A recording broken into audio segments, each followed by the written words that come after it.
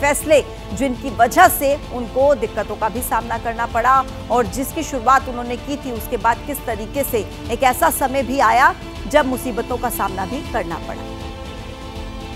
Aviation में जो सबसे इम्पॉर्टेंट चीज़ होती है वो है उसका फ्यूल कॉस्ट, और अगर फ्यूल कॉस्ट ऑलमोस्ट 60% ऑफ जो आपकी पैसेंजर टिकट होती है उसकी कॉस्ट होती है। दूसरा होता है उसका हैंडलिंग चार्जेस। तीसरा होता है कैपेसिटी यूटिलाइजेशन ऑफ एयरक्राफ्ट, कि आप उसको कितने समय तक इस्तेमाल कर पाते हैं जब तक वो आपके पास लीज में रहता है, कितना उसको टर्न आउट उससे आप ले सकते हैं। चौथा इम्पॉर्टेंट चीज़ होती है सरकारी पॉलिसीज़, कि अगर उसमें मान लीजिए रिस्ट्रिक्टिव प्रैक्टिसेस हैं तो इसके कारण भी कंपनियों को नुकसान होता है।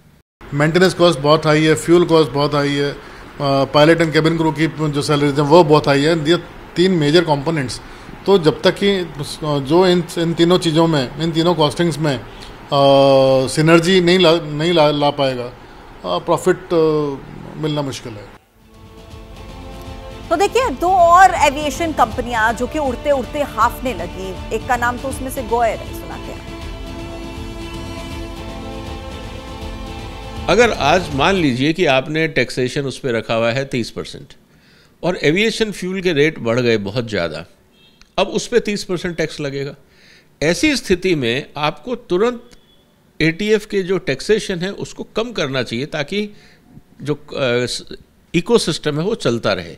लेकिन हमारे यहाँ ऐसा हुआ नहीं। हमने कहा जी हमारी पॉलिसी तो ये है, विदाउट अंडरस्टैंडिंग कि ये policy is becoming dangerous for the survival of sector.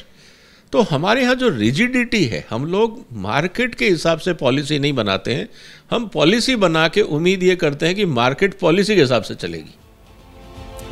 तो देखा आपने किस तरीके से जो एविएशन कंपनियां हैं उसमें सिर्फ एक नाम ही नहीं है बल्कि और भी नाम सामने आए जो कि सही तरीके से चल रही थी, लेकिन फिर किस तरीके से हाथने लगी। भारत के एविएशन सेक्टर का हाल आपने जान लिया, विदेशों में एयर कंपनियों का क्या हाल है वो भी हम आपको बताएंगे। Aviation industry around the world अगर आप देखेंगे तो ज़्यादातर एविएशन कंपनीज जो नेशनल कैरियर्स हैं वो बहुत ज़्यादा गवर्नमेंट सपोर्टेड रहते हैं, और जो प्राइवेट कंपनीज हैं ज़्यादातर आपने देखा होगा वो सब बजट कैटेगरीज में चलती हैं, क्योंकि वहाँ पे जस्ट बेयर मिनिमम खर्चा करके पैसेंजर्स को एक पॉइंट से दूसरे पॉइंट तक ले जाना ही उनका काम होता है।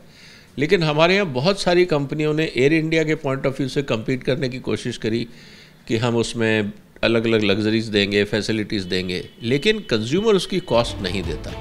तो वो कई कारण थे जिसके कारण लॉसेस एक्यूमुलेट हुए, और कई कंपनियों में तो ऑपरेशनल मिसमैनेजमेंट भी हुआ। जैसे ही घड़ी का काटा दोपहर 2:30 पे आए, बबीता जी का दिल सास बहू साजिश के लिए मचल जाए। और ये है इनकी बहू, पूरे दिन ऑफिस की टेंशन हो जाए गॉन जब ये करें अपना फेवरेट शो फ्री टाइम पे ऑन। इनकी तरह आप भी देखिए अपना फेवरेट शो अपने टाइम पर, और डाउनलोड कीजिए एबीपी लाइव ऐप अपने स्मार्ट टीवी पर।